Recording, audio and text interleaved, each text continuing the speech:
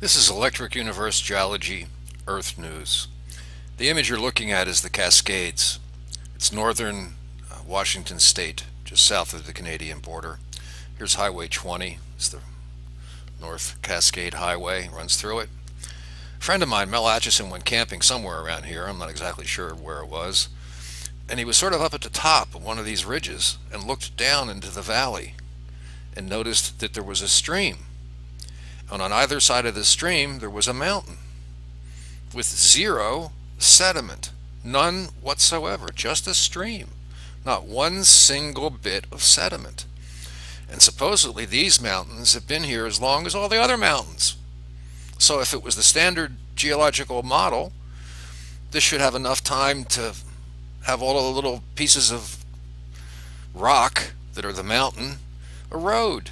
One little grain of dust at a time, filling in the canyons. But they're not. They're empty. And this is really different than a lot of other places. And I think I know the reason why. Let me zoom out. You'll see this canyon right here has a lot of sediment.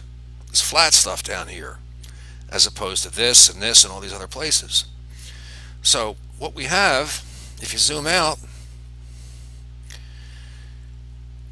we have,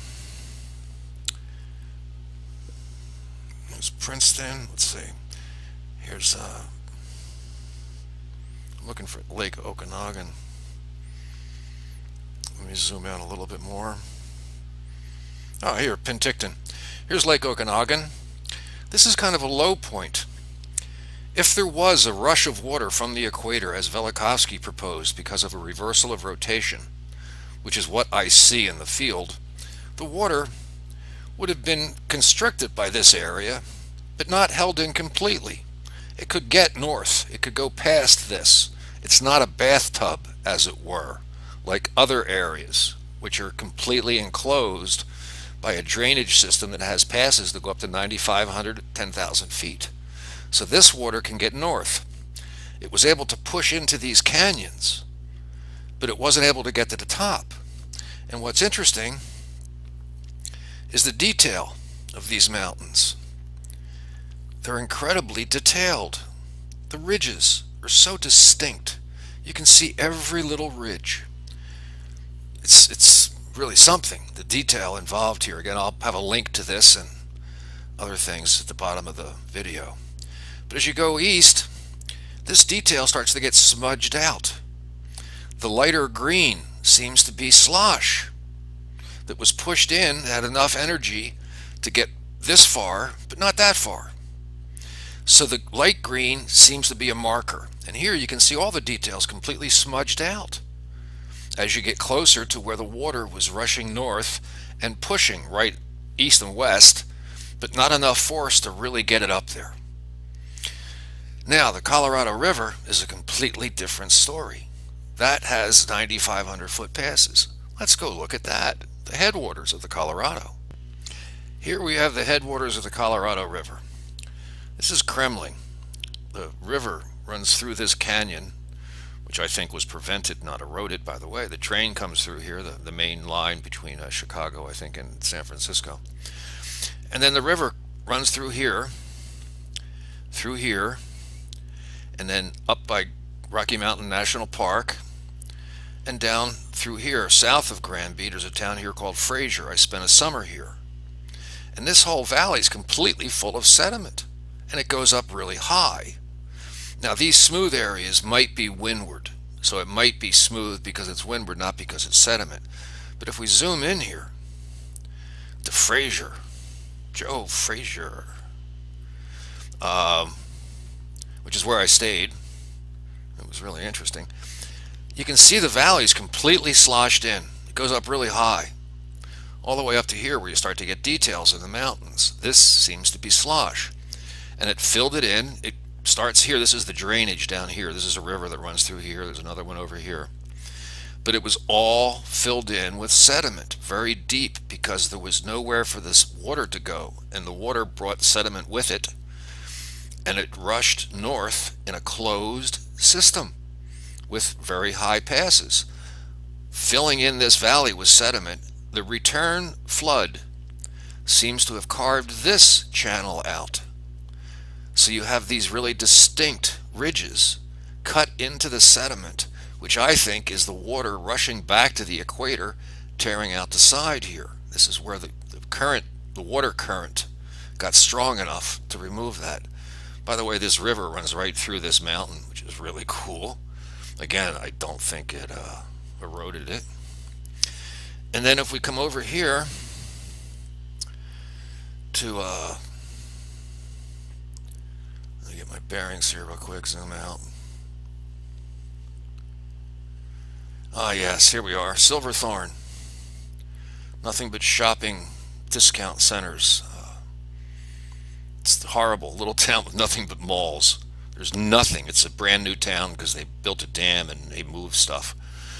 So anyway, this is also connected to the Colorado River. This river runs north into the Colorado, believe it or not, up to Kremling, and then it goes to the west. So here we have this other valley here, and it too is filled with sediment all the way up to this mountain. That's how closed in this drainage was. You can see there's sediment up here. I lived up here at Wilderness. There's a point where it gets flat and there's road cuts, and you can see that it's underwater sediment. And then again, all of these rivers are going to drain to the north. As the water gets lower than the sediment, it's going to rip out the channel, just like it did in Fraser. So these canyons are full of sediment because it's a closed system. The more closed the system, the greater the pressure. As this area is filling up with water and it can't get out, and it's going up to 9,500 feet, the basin, the bathtub as I like to refer to it, is going to fill up, and it's going to force the water to go back down where it came from. The height of the water would rise downstream as the bathtub fills up. The water might be able to get over some of the 9,500 foot passes. And there could be water coming in from different directions, because this was pretty messy. There were sloshes in different directions. This is a little sidebar.